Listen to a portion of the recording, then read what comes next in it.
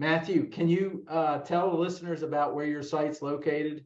Sure. Yeah, I'm happy to be here. PA Museums has been a great supporter of us, as well as the grant programs run through PHMC. So the Conococheague Institute is located in southern Franklin County, outside the village of Welsh Run, the nearest town being Mercersburg. It is right on the Mason-Dixon line.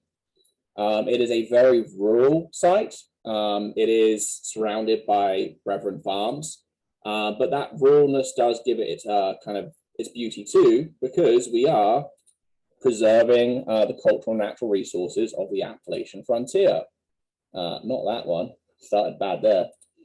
So yeah, by not being surrounded by cities and roads, when people visit the site, they are seeing a preserved 18th century homestead. And so sure, there's no gas stations nearby, there's no restaurants, but if you travel 15 minutes from a local town to get this kind of pristine frontier, it's definitely got that element for you. Yeah. So we'll probably get into it a little bit. I mean, it's cuts both ways, I guess, being sort of in that bucolic setting, but also pretty far from a city center. Yeah, what I like to say is no one ever visits the Conococheague Institute unless they intended to, because you're not just going to drive by it on the highway, because there is no highway. Yeah. But one of the things we do well is we offer free programs every Saturday, year round from 10 to 5.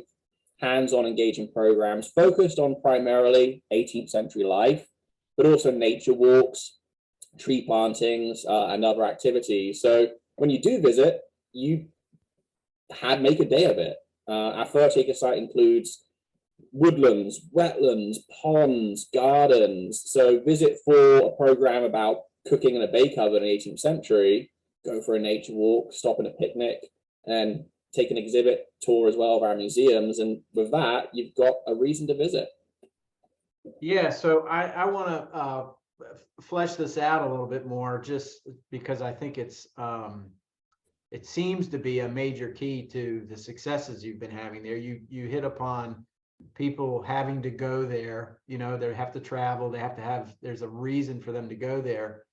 And can you tell us a little bit more about that strategy of every Saturday trying to do something? Because I think that's really genius, because people go, okay, yep, this Saturday we're going to head out, there's going to be something going on, where as before maybe they didn't have that expectation.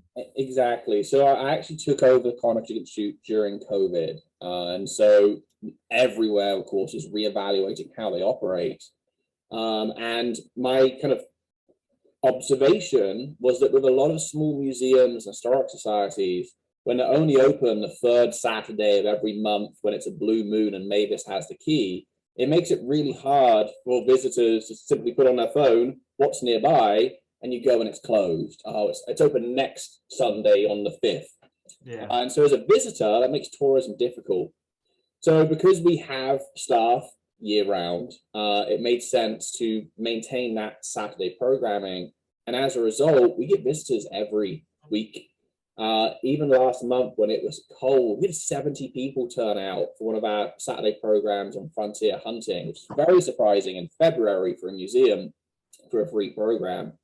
So it's all about that digital age of search engine optimization, what is open, what is nearby.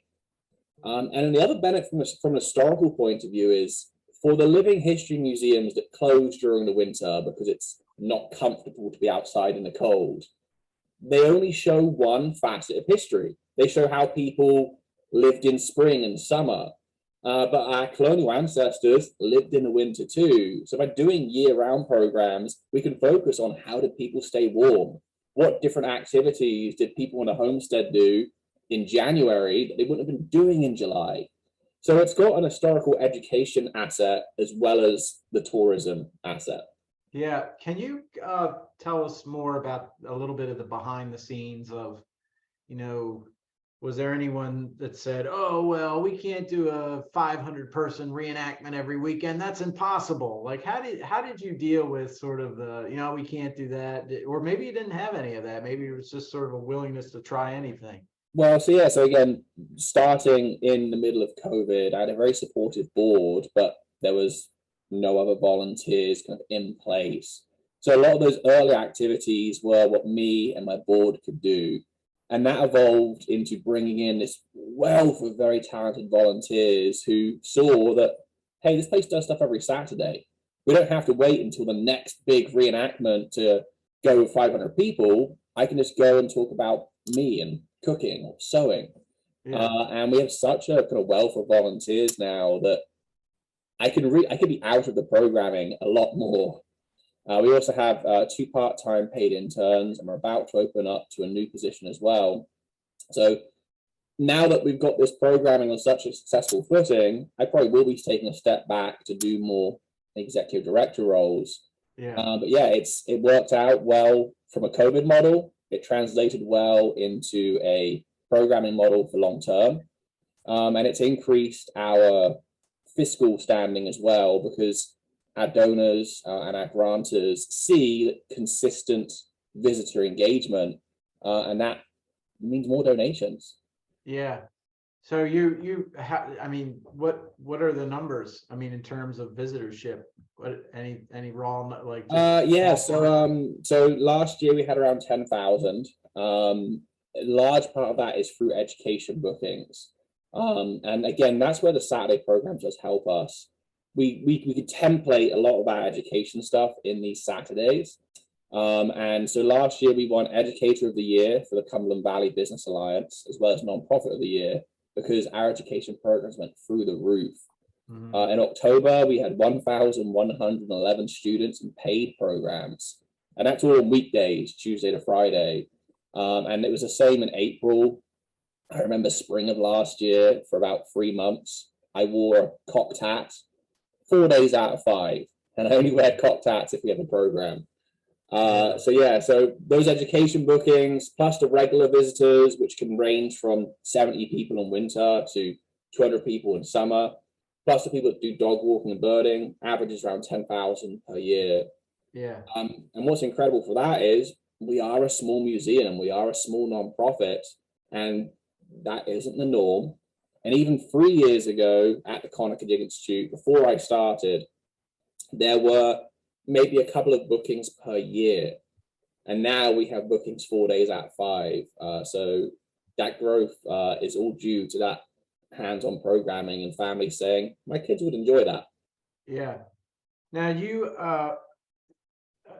you're talking about growing capacity too. I think growing capacity with your volunteer corps and the staffing and the paid interns. I think it seems like you were growing capacity in the kinds of programming that you could offer too. I mean, it seems like you were okay with starting small, or maybe not, feeling like you had to chew off, something massive every Saturday. I mean, can you speak to that a little bit? Yeah, so I thrive when I can do something myself. And that has been one of the challenges of running an organization, is realizing sometimes you have to delegate to other people, delegate to more talented people. So with the start programming, that has been easy to start small and then kind of roll out. Yeah.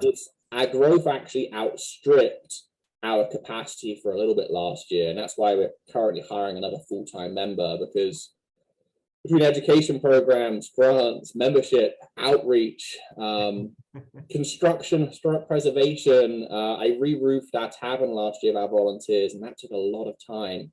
So yeah, my time is a little stretched. This gray is a new thing. So yeah, so we did grow faster than capacity, but with this new position starting in the next few weeks, 2023, I think we're now going to be at the point where we can all stay at a good pace and continue to grow. Yeah. Now, is it a safe bet to say that you grew up in South Central Pennsylvania? South Central, yes.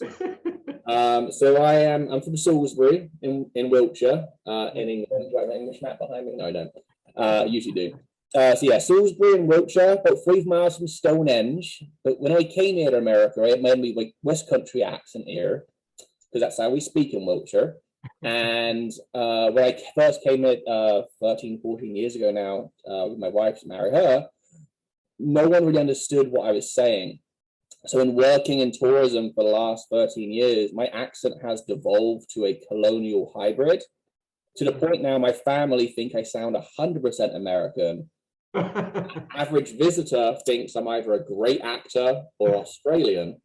So it can be a bit confusing. And of course, at the Conococheague Institute, all of the settlers there were Welsh. And so people are like, oh, your accent's perfect. I was like, no, it's not Welsh. So how did you bring us back? You've been there, what, a few years now? I've been at the Conococheague Institute since June of 2020. Yeah. And so, yeah, so before that, I worked for the Department of Natural Resources at Fort Frederick State Park. Did that for about 8, 9 years, working in 18th century history, which of course was good training for this position. Also working as a park ranger, as a trail technician, which taught me a lot about land usage and management. Yeah. And because the Conococheague is a 30-acre site, that definitely applies. I can do tree plantings as well as history. Before working for the Department of Natural Resources in Maryland, I worked at a 12th century castle in England, as you do. Okay. So I worked for English Heritage at Old Sarum Castle at Stonehenge, and that's what I did after college. And that's really what made me decide I wanted to work in public history. Before working there, I actually wanted to be a forensic scientist. I was a science major with history as a minor, but I started working with history, and I realized just how fun it is to take an everyday story of someone from the past and bring that to the present. And so, yeah, I've been doing it ever since. Did the board, without giving away, anything confidential, but when you got there, did you kind of have a sort of a clean slate? Was it sort of what was the mandate of, hey, let's try some new things? We got to mix it up. I mean, yeah. Definitely. Not that the place was, going down in flames before you got there or anything, but like, you know what I'm saying? Absolutely, yeah. So again, it's COVID, so all buildings are locked down. It's COVID, so all volunteers are locked down. The year before, the organization had gone through some staff and changing anyway. So it very much was a blank slate. And both by working closely with the board who wanted to grow, we evaluated the original mission statement, which is to preserve and educate about the cultural and natural resources of the Appalachian frontier. And then we looked at what we were described as in the founding statement in 1994, which is a hands-on regional learning center. And so together we said, hands-on regional learning center, it says it right there. Yeah. So it means we don't publish scholarly papers. I don't write books, but they've been very supportive. And of course, the public and community has too, of focusing on that hands-on element. Yeah. Yeah. So, what was I going to ask you about that? So the institute aspect is where does that come from? What is that a carryover from? From that original founding, the Conococheague Institute. Conococheague, of course, is an Lenape word for the waterway that runs through here, the Conococheague, water of many winding turns. And the Conococheague part is because in the 18th century, this entire Cumberland Valley was referred to as the settlement on the Conococheague. Chambers, when he builds his fort there, Chambersburg, is the fort on the Conococheague. When George Washington's in Williamsport, Maryland today, he says, I'm at the settlement on the Conococheague. So everywhere in this region was just the settlement on the Conococheague. Institute was because it was supposed to be a place to preserve and educate on the history. And in its past, it did have a lot of lectures, seminars, and it has published books. But all those things do, of course, take a lot of time. Yeah. Usually locked away in a library, which is a beautiful library. And so we still do genealogy requests. We still do publish, but the world is changing. Now we publish videos. Now we take our programs into schools to reach 300 middle school kids. Yeah. So yeah, we may get to the point again when we start writing theses, but yeah, not this year. You've been talking, and I've been thinking about how, um, you know, in some ways, I think executive directors or administrators of sites wish that they could, like, if you could for a month pretend your organization was a business Mhm. and I was the business owner and I didn't, what would you do to make your business thrive? What would you do to turn your business in a different direction? And sometimes I feel like talking with colleagues that it'd be nice for like a month. You're a business owner. There's no committees. There's no board. Like, this is what I would do if I could just wave different magic wands. And but it doesn't work that way. You're juggling so many different opinions where you should go, and but it sounds like at this point you have a very united board, and of course Yeah, you're seeing the proof is in the pudding. yeah, definitely everyone's rowing in the same direction. So I'm very Yeah, appreciative of them. And yeah, I do agree. One of the things, of course, about businesses is you have different department heads. And in our role, of course, we have to kind of be everything. I would yeah, love to have just a month to write our interpretive panels, which is a funded project we have right now, and just refocus on telling that story of the indigenous people, of the women on the frontier, fact checking, using graphic design, and just focus on that every day. And I could probably get it done very quickly. One of the challenges that we face is while doing that interpretive panel project, I got Saturday programs. The roof starts leaking. We need to do a membership drive. I have people doing genealogical requests. So it is that juggling. But yeah. that is also one of the fun things about being in this role is it doesn't get monotonous. No. How do you, let's get into how you organize your workflows and your time, and uh you that's another thing I think could be really useful for people to hear about. I'm always fascinated about how people organize themselves, and there's the sort of sticky note method that I call the sticky note method, and I'm not entirely sure if that's a method, but how do you work through it? So because of my past experience with the Park Service, and then before them with English Heritage, did a wonderful job training. I have kind of a tier of priorities. Number one is safety. It doesn't matter if we're doing the greatest program in the world. If a tree's about to fall on someone, that's a liability. So make sure that anyone visiting the site is safe. Yeah, Then it is kind of visitor satisfaction, and that runs from both in-person visitors to our members or our donors. And then from there, it is kind of growth from projects. So growth takes a backseat to the present, but we do have to run it tandem. And then my priorities is just being as prompt as possible.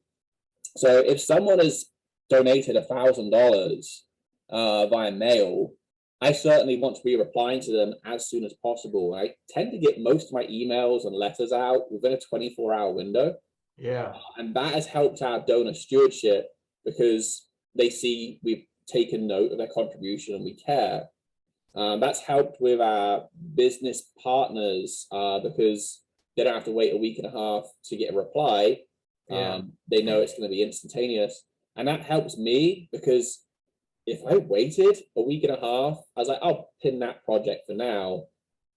So much other stuff's going to come in yeah, that it would be easy to lose it.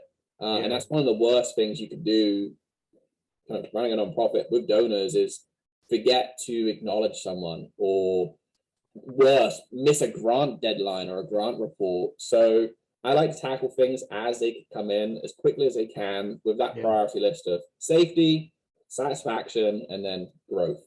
Do you use a list format? Do you use a whiteboard format? Do you use how do you get into the nitty gritty of it? So I am blessed and I have an incredible memory. Yeah, And I remember everything that emailed me, including dates. yeah, Uh, if Gmail was wiped, I would probably have a panic attack. Because if the chance that I'm emailing you and I'll read it, mark as unread, and at the end of every day I do is unread as a variable, and I'll see Yeah, everything that's to do. And so I like to end the day with nothing in the inbox that hasn't been fulfilled. yeah, And then the other thing is Google Calendars on a phone.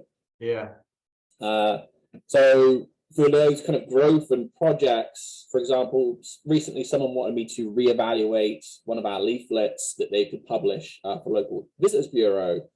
And we already have several site tours, but it could have used updating. So rather than saying I'm going to get to this now, which I wasn't going to do, I looked at a random date in my calendar where I didn't have anything, and I yeah, put the date in that 3 weeks from now I'm going to do this. It's not a priority today. yeah. But by scheduling time for it now, 3 Tuesdays from now, I'll get it done. Yeah, I love putting tasks and to do things in my calendar. And then when I have a calendar review, I go, oh, next Monday, I got to finish that grant, or next Tuesday, I've got to remember to email so and so. Sometimes I'll do that. One thing I don't want to forget this, because I want to hear what you're doing about workflows and priorities, especially for donors. And we had a workflow here where we would receive a check and then it kind of go through the normal processing. And then because of the timing of when we would write the thank you letters and when we would get it to the bookkeeper, it was, we realized that there was an extra week time added on to the time we finally took this bag to the bank. Because we had some feedback, like from a couple donors of my check isn't cashed yet.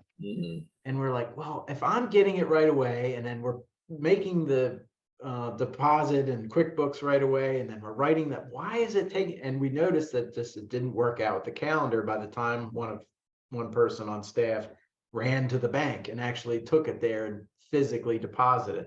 So there was an example of, we decided that that was just something I was going to do a week ahead of time, that I was going to take the bag with the checks. And so we would eliminate 1 week of waiting time for the deposits of the checks. And, it's kind of a stupid thing, but it shows that you've got to be constantly evaluating those workflows.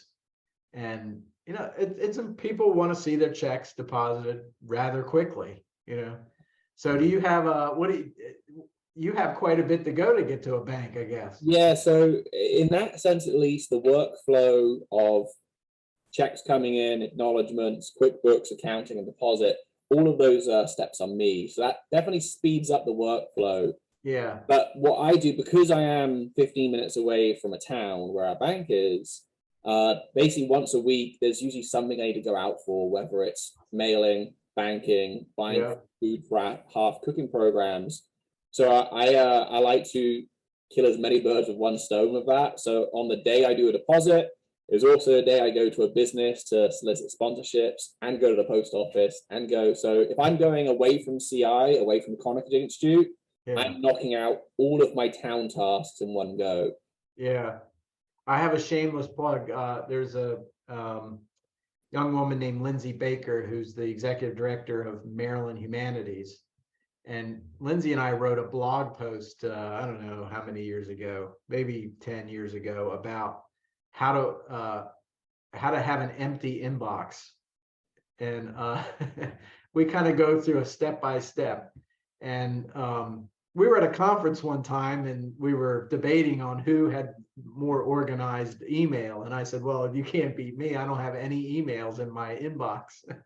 And she said, no way. And I said, yeah. She said, well, I don't have any in my inbox either.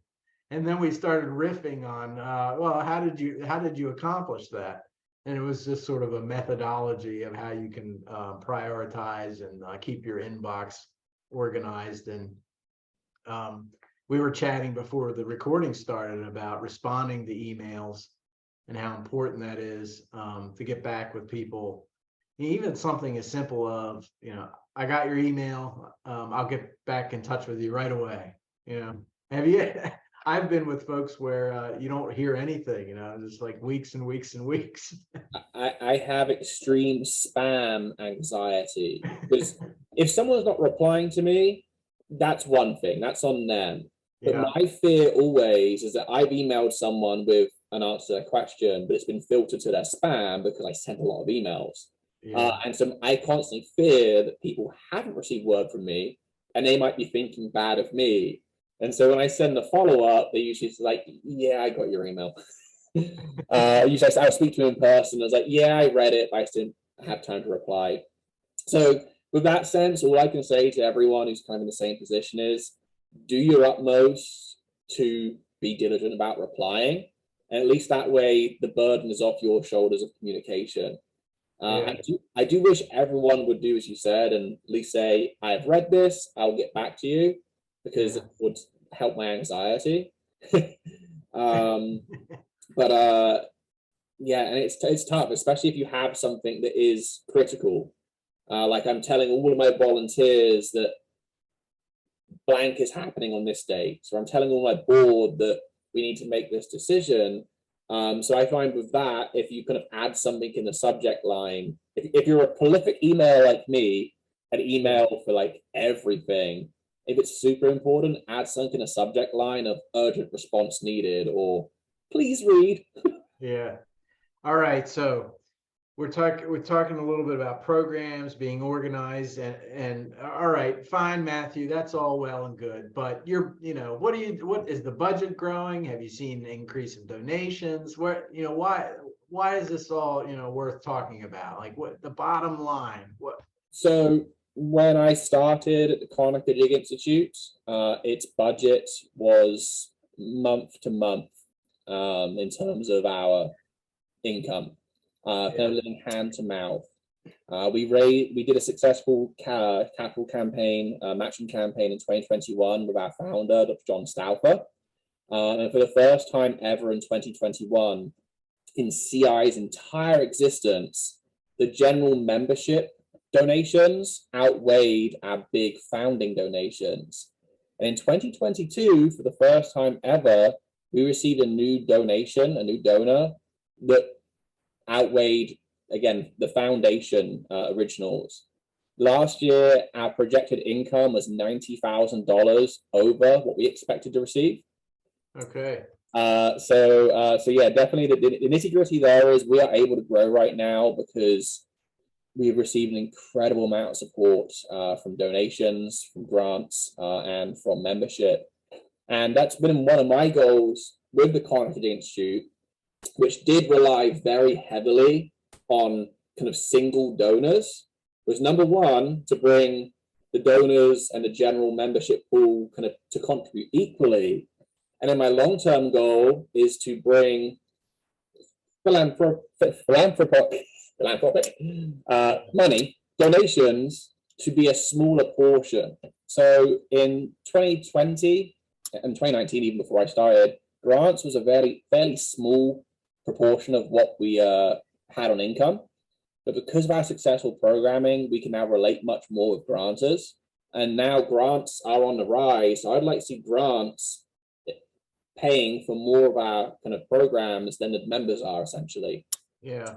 We received very generously from Franklin County's impact grant $70,000 this month, actually, to improve outdoor spaces.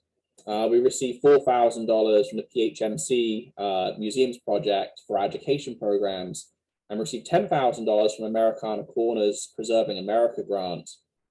So those grants will allow us to do so much more. But as you know, the big thing to bear in mind is most grants are project-based. Right. So we still need those donations from members to support essentially the electric bill. Yeah. And that's one of the challenges is kind of projects that will help us grow, but also maintaining the essentials. Yeah. Sometimes I think it can weigh heavily on directors, especially when there's this sense of, oh, well, Matthew is Matthew is the reason X, Y, and Z is happening, but really good directors, of course, try to build capacity so that it isn't, oh, it's the Matthew show. Therefore, if you remove variable Matthew, what happens to the show, right? And we're always worried about that as directors. It's like, no, it can't be. We have to build capacity so this organization thrives no matter who is in this seat. Now, granted, there's personality traits that color an organization. The director kind of leads the tone. But can you speak to that, and maybe you could get into the position you're hiring too? Yes. So that is exactly what I kind of put as our main goal for our strategic plan. I called it simplified: survive the loss of one. Whether that's surviving the loss of one major donor, or survive the loss of one board member, or survive the loss of an executive director, an organization needs to be able to survive the loss of one. Because I could be hit by a bus tomorrow. Do I have I can put the contingency plan in place that someone else can step in. Obviously, every time a leading face leads, donors and members will be a little unsure.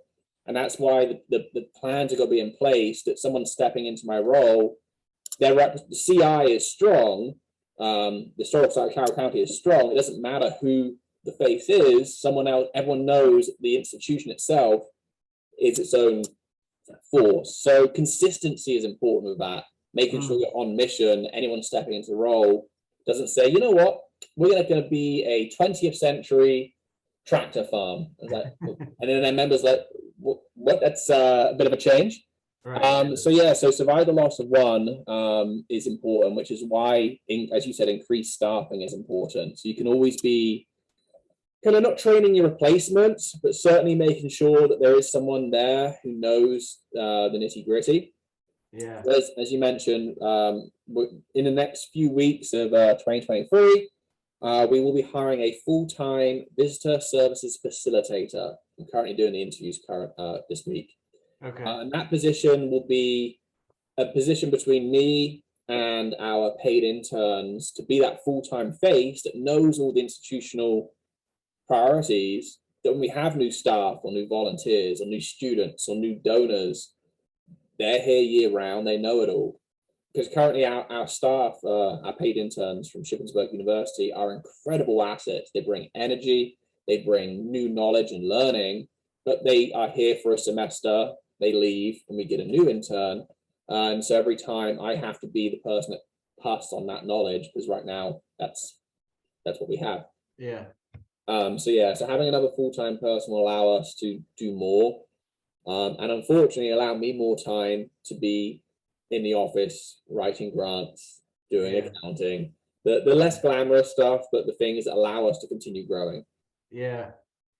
Well, without maybe you can't disclose too much, but the future, are there any really big plans or visions that the board has for the institute?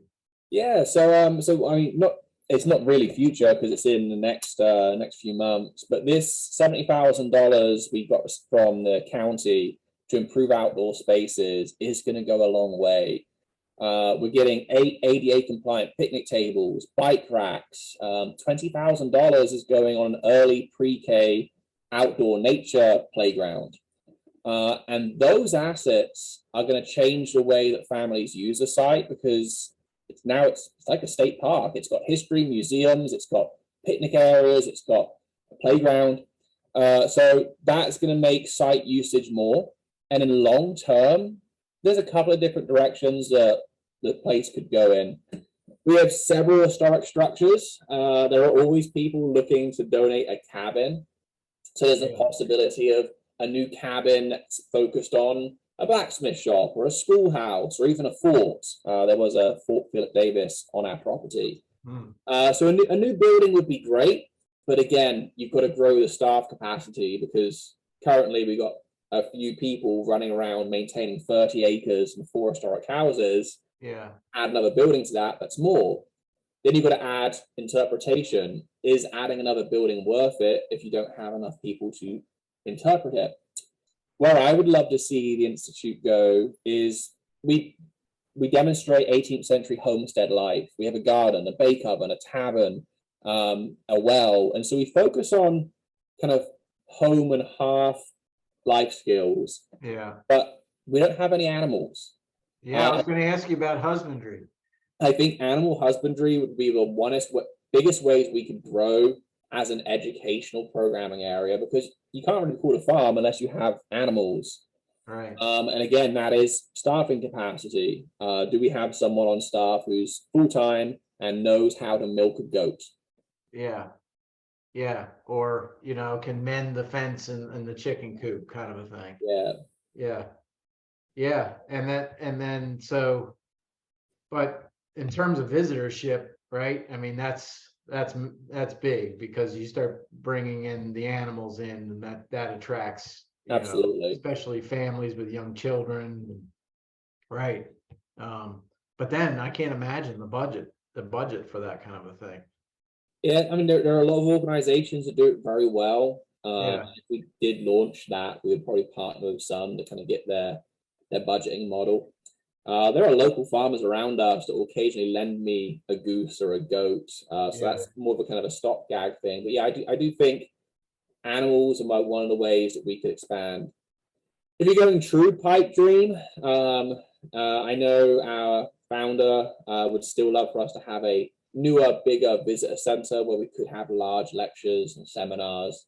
But that really depends on the community, the support, and also kind of how this community around us develops.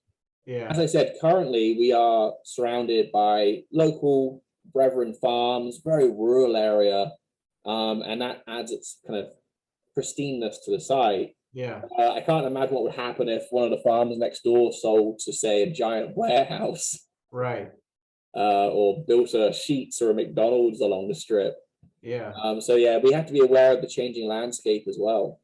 Yeah. What a really important thing to keep an eye on, and kind of keep your finger on the pulse there. I mean,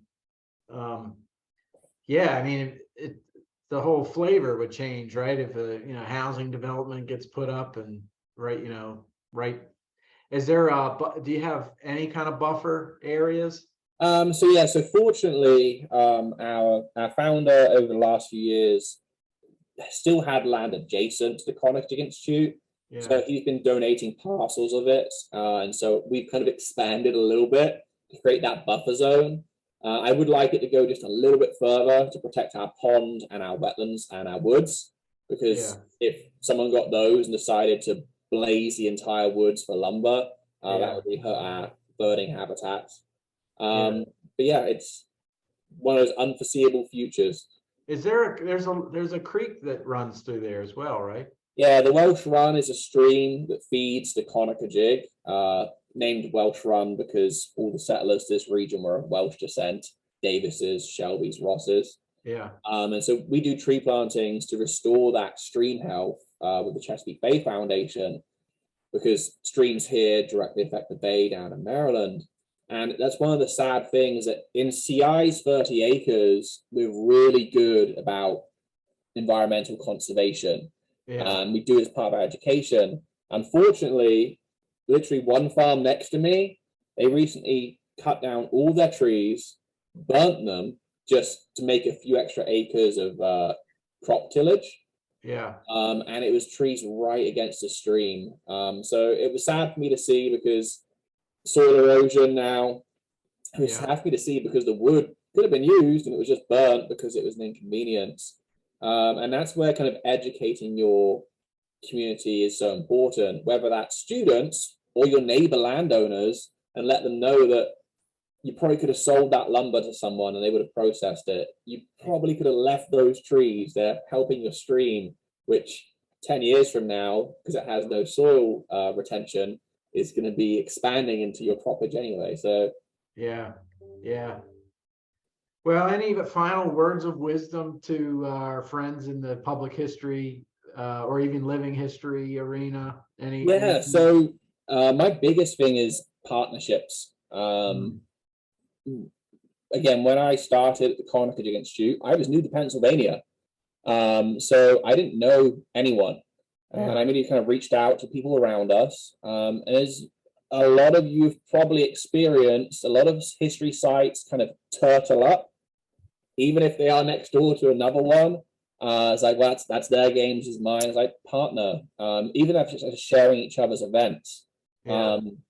Making Before I did my event calendar this year, I contacted all of the EDs of local museums and made sure they didn't have any major events planned for those days. Yeah. I didn't want to overlap. I didn't want to steal someone else's thunder. So partnerships and kind of open discourse is so useful. And Yeah. again, that's why the PA Museums Network has been so useful for me, because if I have a question about museums, I email Rusty. He might know 10 other people in the same boat, and we can kind of get it done. So yeah, don't hoard your assets and your knowledge, because we're all kind of fighting the same fight. We can learn from each other. Yeah, and there's enough to go around, you know. I mean, I really haven't bumped into a donor that has said, well, you know, since I love that museum 10 miles from you, I'm really not going to give you anything this year. I mean, most of the donors that we deal with, they love history, and if they can, they'll support it, you know, in multiple places. Exactly. Yeah. And it's the same with knowledge. It's like, yes, I may have put a lot of research into a program, but if someone else asked me, do you have any suggestions for how to start a colonial garden, which has happened a lot recently, I've Yeah. shared my knowledge. I mean, I didn't come up with everything myself. I'm building on other people's building blocks. So I pass my knowledge on, and I hope others would do the same. Yeah. Oh, one thing I wanted to ask you before we hang up. Have you gotten into is it CSA stuff yet? I mean, is there a community garden there, or where people have places, or I know that can be tricky. Yeah, no. So we have a large colonial garden. We haven't kind of done the community-owned plots, but we have a large volunteer base that do manage it with us. So I Yeah. have some families that come out on weekdays in kind of modern clothes. I have some volunteers that do it on Saturdays in historic clothes. Yeah. Every Wednesday now, we have high school students from the Mercersburg Academy. They come out and do my nature work every Thursday morning. Middle schoolers from James Buchanan come out and do gardening with me. So it's always kind of CI-led community work, but definitely Yeah. the community are doing most of the shoveling. Yeah. Yeah. Well, this has been really awesome, and I will make sure that we put the Institute's links up, and we'll put it in the description in the YouTube channel.